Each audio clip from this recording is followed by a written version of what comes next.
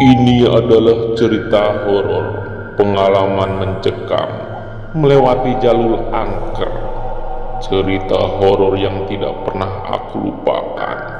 Aku tak pernah membayangkan seandainya perjalananku ketika itu menjadi perjalanan panjang yang tak berujung di jalur angker.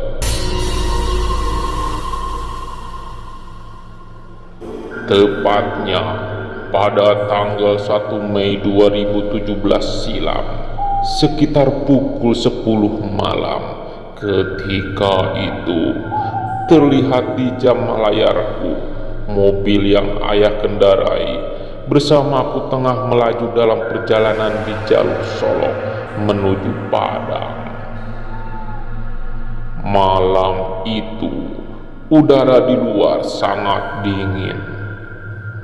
Jalanan sangat sepi, gelap, tidak ada lampu penerangan sepanjang jalan. Hanya cahaya lampu mobil yang kita tumpangi yang memecah kegelapan. Aku yang tadinya ingin beristirahat sejenak menjadi takut untuk membiarkan ayah menyetir sendiri. Ditambah di luar hujan mulai turun. Ayah cukup sulit untuk melihat situasi di jalan saat malam hari itu. Apalagi ditambah guyuran hujan.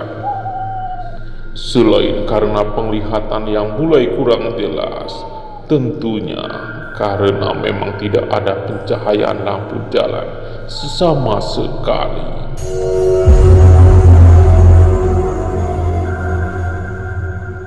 Kubuka gawaiku untuk melihat Google Map. Sementara di luar hujan turun kian deras.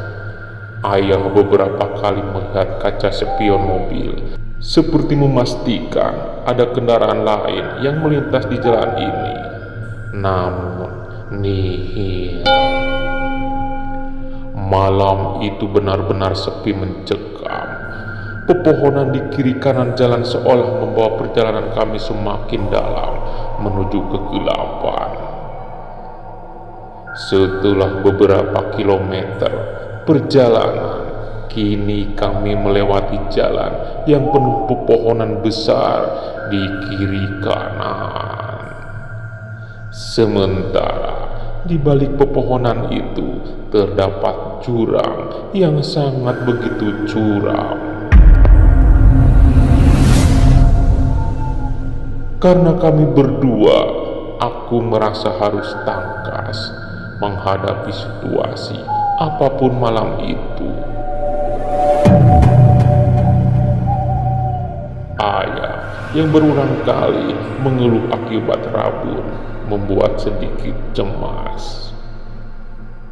Namun kami merasa sedikit lega. Tidak lama dari itu, terlihat dari kaca spion ada seberkas cahaya lampu yang mulai menyusul mobil yang kami kendarai. Semakin dekat dan kami bisa melihat itu sebuah mobil Innova berwarna putih. Entah dari mana mobil itu muncul, sebab dari awal aku bisa memastikan tidak ada kendaraan lain selain mobil ayah. Tiba-tiba lampu menyala secara terang sekali. Mobil Innova putih itu menyalakan lampu yang terang sekali. Itu membuat ayah sedikit terbantu untuk melihat jalan di depan yang diselimuti kegelapan. Ayah memacu mobil mengikuti mobil itu yang menyalip kami. Selama 10 menit kami mengikuti, aku merasakan sesuatu yang aneh. Mataku terasa berat untuk tetap terjaga. Namun aku berusaha untuk melawannya sementara ayah terlihat tetap berusaha memututi Innova putih itu. Samar-samar kulihat mobil di depan kami belok ke kiri. Sebelum aku benar-benar tak kuasa menahan kantuk yang menggelayut, aku cepat-cepat mencegat ayah yang ingin turut membanting setir mobil ke kiri mengikuti mobil yang di depan kami sebelumnya. Ayah sontak menginjak pedal rem. Ayah, mau kemana? Kita mau pulang kan? Lurus saja ayah. Tidak ada jalan belok kiri di sini.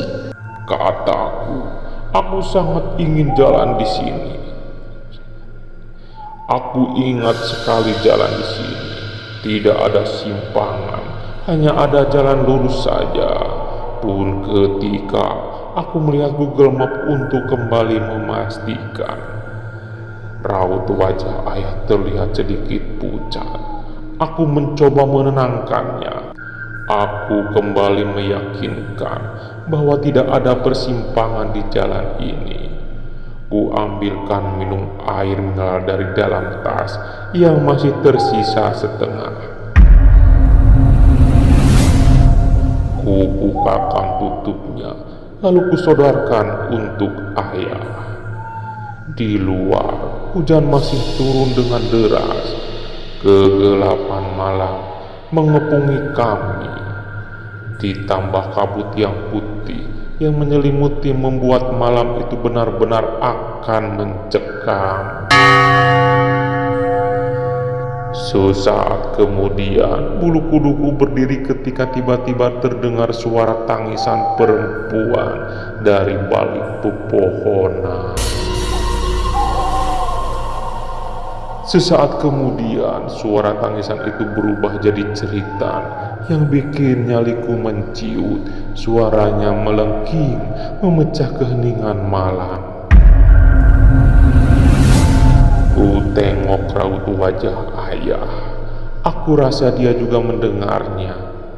Bergegas ayah kemudian menancap gas membawa mobil. Kami meninggalkan tempat itu. Setelah agak tenang, ayah melihat wajahku. "Nak, kamu melihat kan? Tadi ada mobil yang belok ke kiri," tanya ayah. "Nak, ayah serius. Ayah cuma mau memastikan kalau mobil Innova itu ke arah kiri," lanjut ayah.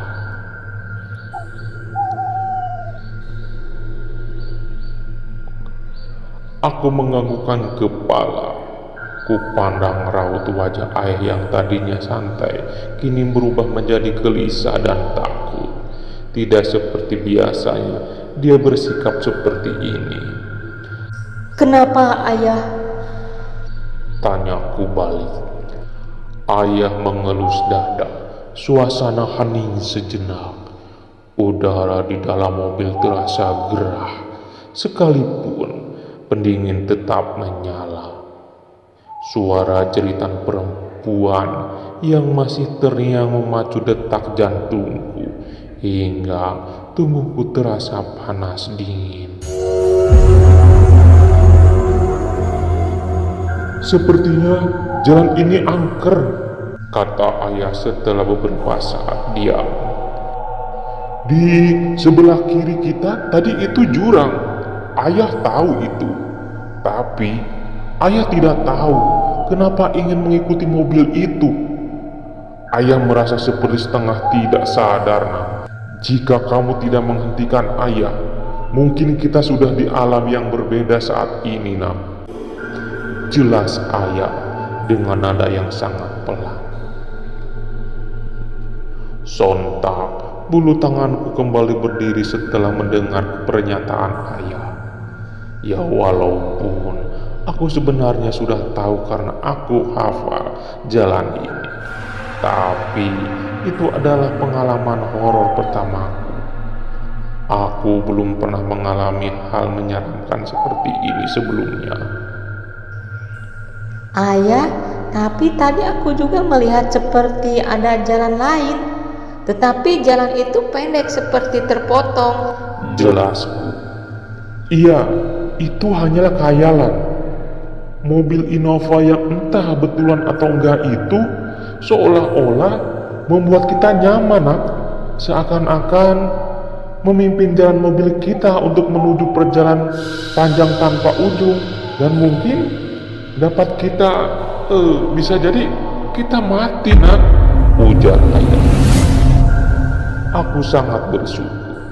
Aku merasa Tuhan masih menyayangiku dan ayah pada malam itu. Jujur, aku tidak ada yang bisa aku ungkapkan pada malam itu. Ayah juga menceritakan bahwa jalan yang tadi kita lalui adalah jalan angker. Setelah aku cari tahu, memang benar jalanan dari Solok menuju Padang itu dikenal angker. Konon sudah banyak memakan korban di sana, rata-rata sepasang kekasih atau perempuan dan laki-laki.